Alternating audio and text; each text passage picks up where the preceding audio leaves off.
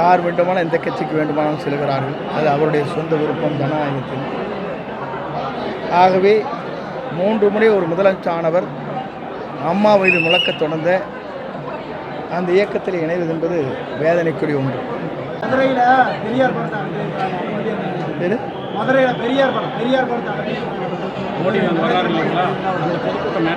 பொதுவாக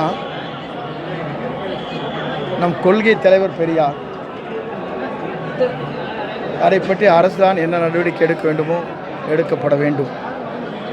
அதிமுக நிறைய நிர்வாகிகள் தாவைக்காக வரப்போறாங்கன்னு சொல்லிட்டு நிலையில இப்போ ஓபிஎஸும் திமுக இணைஞ்சிருக்காரு. அதை பற்றி உங்க கருத்து? 3 முறை முதலமைச்சர் அம்மாவால்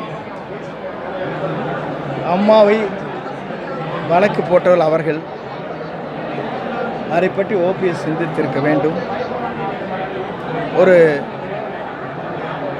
அரசியலில் 3 முறை ஒருவர் முதலமைச்சர் ஆனதற்கு பிறகு அவர் என்ன முடிவு செய்கிறார் என்பதை தெளிவாக அவர் என்ன செய்ய போகிறோம் என்பதை தெரிந்து அவர் செய்திருக்க வேண்டும் என்பதுதான் என்னுடைய வேண்டுகோள். வேறு எந்த கருத்தும் நான் சொல்வது சரியாக இருக்காது.